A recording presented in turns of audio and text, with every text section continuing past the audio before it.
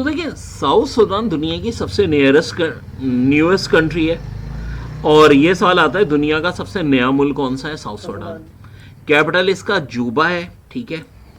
सिल्वाडेर मेयारडेट साहब इनके सदर हैं। अच्छा देखो, साउथ सूडान के भी ना बड़े मसले मसाइल हैं, बहुत डिटेल में मैं आपको ये सारी वैसे बातें समझाऊंगा, बट अभी भी यहाँ ना सिविल वॉर चल रही है सूडान की तरह, कोई पुरअमन मामलात नहीं है यहाँ के भी। फिर बात हम जब करते हैं श्रीलंका की, एक छोटी सी कंट्री। अच्छा अगर मैप में कभी देखो गौर से तो इंडिया का मैप, अफ्रीका का मैप और साउथ अमेरिका का मैप एक ही जैसे, ऊपर से चौड़े नीचे से पतले। श्रीलंका का उल्टा है, नीचे से चौड़ा है ऊपर से पतला है। और श्रीलंका और इंडिया के दरमियान में कभी कहा जाता है एक पुल होता था, ताम एक रॉक है जिस पर एक बंदर बना हुआ है, कन्याकुमारी।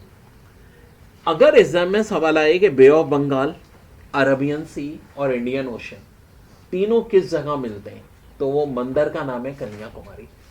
इलेक्शन से पहले नरेंद्र मोदी हमेशा इसी मंदिर में जाता है। श्रीलंका का पुराना नाम सिलोन था, और भी नाम रहे हैं, सेरेनतैप, सेनाली। अब एक चीज अक्सर लोग नहीं पता कि कोलंबो अब कैपिटल नहीं रहा है, लार्जेस्ट सिटी हो गया है। और श्री जयावर्तनापुरा खोटे नाम ही देख के लोग चकरा जाएंगे, ठीक है, इसलिए मैं शॉर्ट वीडियोस में अलग से नाम याद कराए, ठीक है। श्री जयावर्तनापुरा खोटे, ये बेसिकली श्रीलंका का नया कैपिटल है। अच्छा यहाँ दो कौमें बड़ी बस्ती हैं, एक सेनाली और तमिल। तमिल बेसिकली ये वो हैं जो कि इंडिया के साउथ में रहते हैं, श्रीलंका के नॉर्थ में रहते हैं, दोनों मुल्कों से अलग होना चाहते हैं। क्यों सर? तमिल तो बोलते हैं वी आर प्राउड इंडियंस। हाँ भाई, 70% यहाँ बुद्धिस्ट हैं, 12% हिंदू हैं, 10% मुस्लिम, 7% क्रिश्चियन। यानी ऑलमोस्ट आप देखें सारे रिलेशंस यहाँ मौजूद हैं। मेजॉरिटी बुद्धिस्ट की है, और यहाँ के मुस्लिम्स की और बुद्धिस्ट की काफ़ी अच्छी दोस्ती है। यहाँ जो तमिल्स हैं वो बहरहाल श्रीलंका से अलग होने चाह रहे हैं, और तमिल का जो मेजॉरिटी रिलीजन है वो हिंदू मजहब है।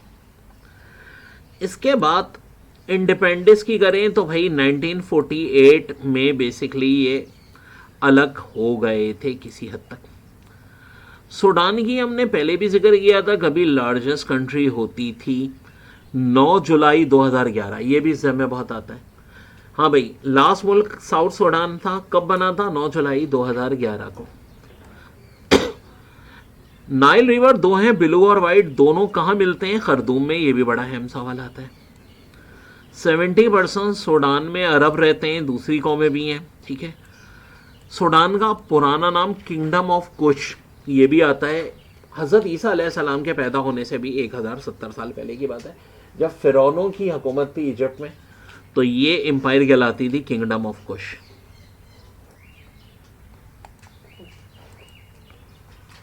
ठीक है जी।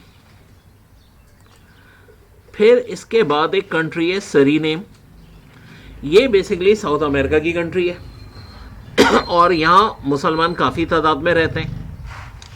कोई यार पूछे कि अमेरिका के कौन से दो मुल्क हैं जहाँ मुसलमान काफ़ी तादाद में रहते हैं, तो एक गयाना है, एक सरीनेम है। ये दोनों ओआईसी के मेंबर हैं। ज़्यादातर तो ओआईसी के मेंबर एशिया अफ्रीका से, कुछ यूरोप से भी हैं, लाइक तुर्की हो गया, ठीक है, बोस्निया हो गया, अल्बानिया, कोसोवो अभी नहीं बने हैं, लेकिन वो भी मुस्लिम मेजॉरिटी कंट्रीज हैं। 4 मुस्लिम मेजॉरिटी कंट्रीज हैं यूरोप में।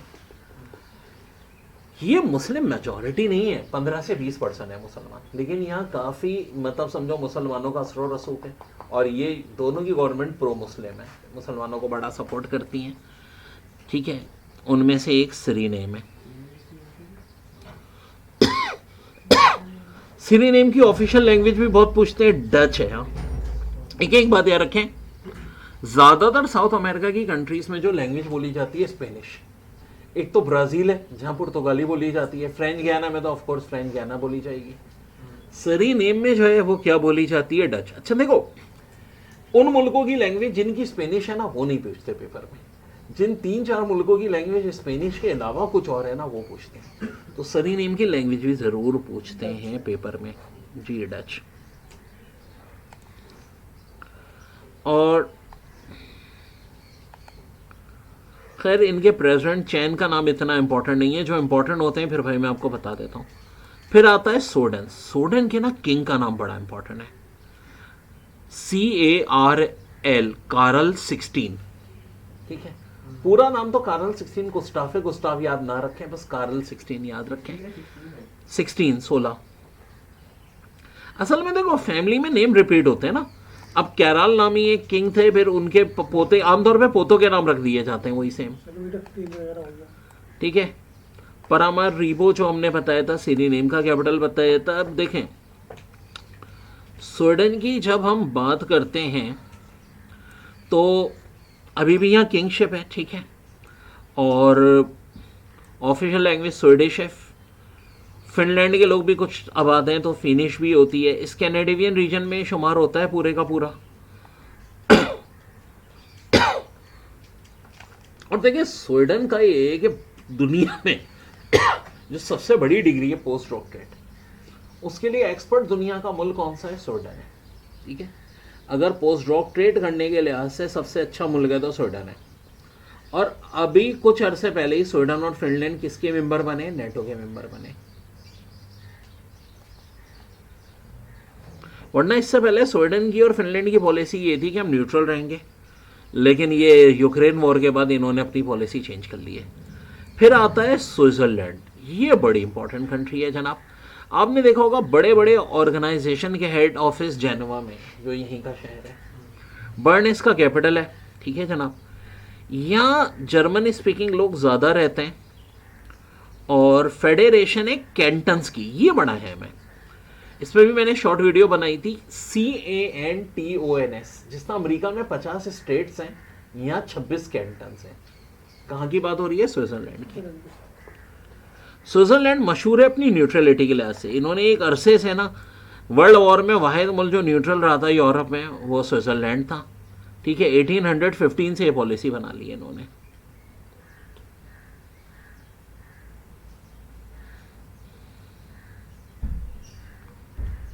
तो लीग ऑफ नेशन का भी हेड ऑफिस यहीं स्विट्जरलैंड में था। जोरिच लार्जेस्ट सिटी है।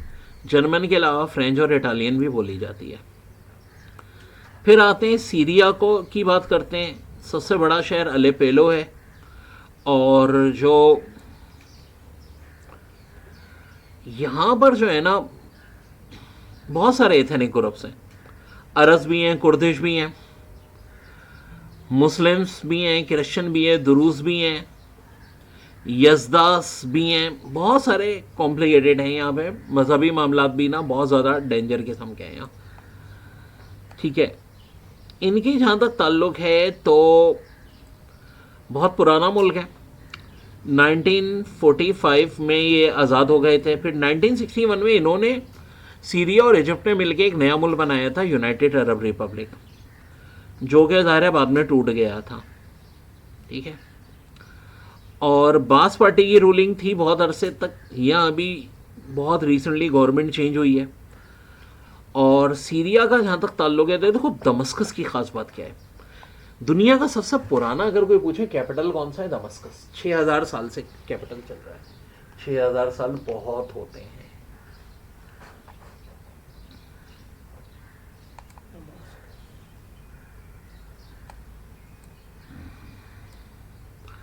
स्विट्जरलैंड की एक बात कि वहाँ प्रेसिडेंट, वाइस प्रेसिडेंट सभी 7 हुक्मरान होते हैं। मशहूर है। अगर कोई पूछे 7 रूलर्स कहाँ के होते हैं तो स्विट्जरलैंड के। कहने को प्रेसिडेंट होता है, लेकिन 7 के पास इक्वल जैसी पावर होती है। सीरिया में फिलहाल जो जिस ग्रुप का कंट्रोल है उसके लीडर का नाम है अबू मोहम्मद अल जुलानी। ये भी आ सकता है। वैसे हुकूमत उनकी नहीं है, हुकूमत जो है मोहम्मद अल बशीर की है, जो इस वक्त एक्टिंग प्राइम मिनिस्टर है। फिर बात करते हैं हम ताजिकिस्तान की, जिसके कैपिटल है इमोमाली। रेमोन प्रेसिडेंट है। ये इंपॉर्टेंट नहीं है। हाँ देखो, इसका नाम आएगा सीरिया के एक्टिंग प्राइम मिनिस्टर का भी, मोहम्मद अल बशीर। और जिस ग्रुप ने कब्जा किया है अबू मोहम्मद अल जुलैनी। ठीक है, ये है। दूसरी बात के ताजिकिस्तान का जहाँ तक ताल्लुक है, अभी रिसेंटली पाकिस्तान के ताल्लुकात इनसे बहुत दोस्ती नए दौर में दाखिल हुई है। कैपिटल इनका दोशंबे है, ठीक है। 81% यहाँ ताजिक लोग हैं, 13.9% उज़्बेक लोग हैं। बेसिकली ये सही मायनों में यूएसएसआर से 1991 में जो कंट्रीज़ आज़ाद हुई हैं उनमें से एक है। और ऑफ कोर्स पाकिस्तान का नियरेस्ट जो नेबर है जिससे बॉर्डर नहीं मिलता वो ताजिकिस्तान है। और अभी इस वक्त यही बात है कि जो वाकान कॉरिडोर है, पाकिस्तान यही कह रहा है ताजिकिस्तान को, अगर आप ये कंट्रोल संभालना चाहो तो संभाल सकते हो, तो हमारा आपका बॉर्डर फिर मिल जाएगा। इसके बाद तंजानिया की बात करते हैं, अफ्रीका की बड़ी इंपॉर्टेंट तरीन कंट्रीज, ठीक है। तंजानिया की पॉपुलेशन काफ़ी ज़्यादा है, 5 करोड़ 40 लाख से ज़्यादा है। 120 ट्राइब्स हैं इनके। लेकिन एक बात अच्छी है कि कोई भी ट्राइब ज़्यादा मेजॉरिटी में नहीं है, इसलिए झगड़े भी नहीं होते। कोई ट्राइब ऐसा नहीं जिसकी 10% से ज़्यादा पॉपुलेशन हो। 2 बड़े मेजर रिलीजन है, क्रिश्चियनिटी और इस्लाम। इनका ये है कि देखें 2 कंट्रीज से मिलके बना है, एक थी तनकन यी का, ज़्यादा यही है, और एक था जंजीबार। दोनों ने मिलकर के क्या बना लिया, तंजानिया बना लिया। यहाँ भी लायंस चीतास बड़ी तादाद में पाए जाते हैं। एक बात जोग्राफिया के लिहाज से बड़ी है में, और वो ये है कि जो अफ्रीका की सबसे ऊंची माउंटेन है, ठीक है, किलिमंजारो, माउंट किलिमंजारो, वो भी कहाँ है, तंजानिया में है। और Kilimanjaro, KILIMINJARO, Kilimanjaro. Largest mountain in Africa. अच्छा, अब मैंने आपको बताया कि तंजानिया में 2 मुल्क शामिल हुए, एक तनकन यी का भी है। तो अफ्रीका की जो दूसरी बड़ी लेग है, लेग तनकन यी का है, उसका नाम। लेग के नाम पे मुल्क का नाम होते हैं ज्यादातर, दरियाओं के नाम पे। तो तनकन यी का, ठीक है, इंडस रिवर जो है, सिंध का नाम क्या है, सिंध रिवर के उस पे था। तो तनकन यी का जो है बेसिकली ये क्या है, एक झील का नाम भी है, लेग तनकन यी का, ठीक है। और सेकंड बड़ी झील अफ्रीका की है। फर्स्ट बड़ी कौन सी है, लेग विक्टोरिया। अब तंजानिया की किस्मत है कि लेग विक्टोरिया से भी इनका बॉर्डर मिलता है, तनकन यीका से भी मिलता है, ठीक है। और जो तीसरी बड़ी लेग है, लेग न्यासा। इन तीनों लेग्स को ग्रेट लेग्स ऑफ अफ्रीका कहते हैं। हालांकि ग्रेट लेग्स ऑफ अफ्रीका क्यों कहते हैं, क्योंकि 5 लेग्स जो हैं यूएसए और कनाडा के दरमियान में, उनके लिए खाली ग्रेट लेग्स का लफ्ज यूज होता है, क्योंकि वो इन तीनों से बहरहाल बड़ी है। और ग्रेट लेग्स ऑफ अफ्रीका की बात आ जाए तो फिर विक्टोरिया, तनकन यी का, ठीक है, ये तनकन यी का आती है सेकंड नंबर पे। थर्ड पे आती है लेग न्यासा। हाँ, एक बड़ी इंपॉर्टेंट बात, लेग न्यासा की लंबाई है 365 माइल। 365 क्या होते हैं, एक साल में दिन। तो लेग न्यासा का एक नाम कैलेंडर लेग भी है। अगर आ जाए कैलेंडर लेग की भाई लंबाई बताओ, ये सवाल बहुत आता है, 365। अब देखो, तंजानिया में क्रिश्चियन मुस्लिम दोनों ही हैं, ठीक है, ठीक है, तकरीबन 60% क्रिश्चियन है, 40% मुस्लिम, और बड़े प्यार मोहब्बत से रह रहे हैं अमेरिका की साजिशों के बावजूद। ये अच्छी बात है, आई सैल्यूट देम। इससे हम अंदाजा कर लें, प्रेसिडेंट भी इनकी एक मुस्लिम है, समिया साहिबा। प्राइम मिनिस्टर कासिम साहब, ये भी एक मुसलमान है, जबकि 60% क्रिश्चियन है, लेकिन बहुत विदाउट एनी डिस्प्यूट ये बड़ा अच्छा गुजार रहे हैं। अल्लाह ना